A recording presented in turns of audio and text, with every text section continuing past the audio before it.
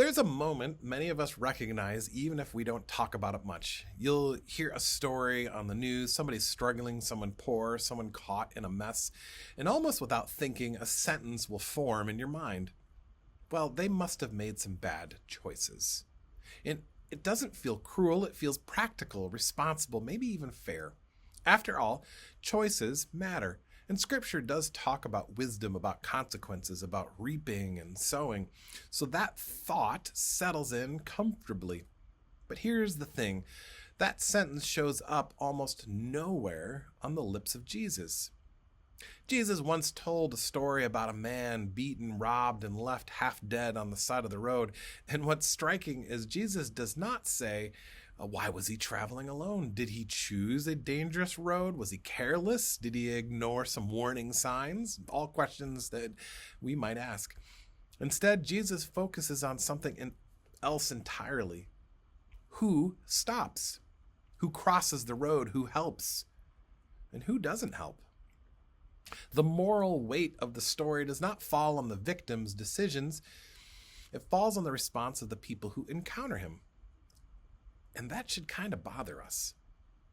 The idea that suffering is primarily the result of personal failure does not come from Scripture first. It comes from culture.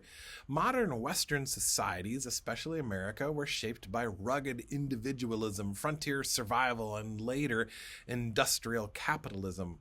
Success becomes a proof of virtue in this. Poverty became an evidence of irresponsibility. And by the time Christianity absorbed these ideas, they felt biblical because they sounded moral. But the Bible tells a very different story. When the prophets talk about poverty, they don't sound like personal finance coaches. They talk about wages being withheld, land being accumulated, courts favoring the wealthy, systems rigged against the poor. Again and again, God's anger is not directed at the poor, but at the societies that trap them. And this is where our theology often breaks down, because if suffering is always personal failure, then the comfortable are innocent. There's a moment in John's gospel where Jesus encounters a man born blind, and the disciples ask what we would ask. Who sinned?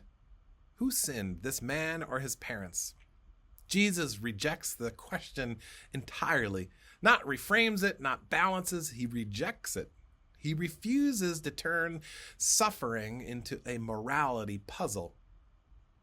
Instead, Jesus heals and exposes how desperate people are to assign blame instead of responsibility.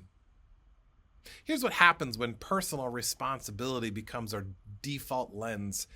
Compassion shrinks, curiosity disappears, systems remain untouched.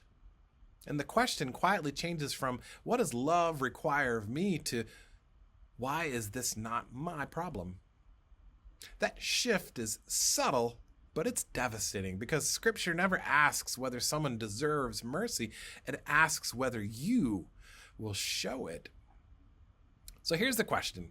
No neat ending or easy answer. When you encounter suffering, what rises first in you? Is it concern or calculation? And if Jesus consistently moves towards people without first auditing their choices, what does that say about how we've learned to see the world? Because biblical Christianity does not deny responsibility, it simply refuses to let responsibility replace love. And that refusal might be one of the hardest things that Jesus asks of us.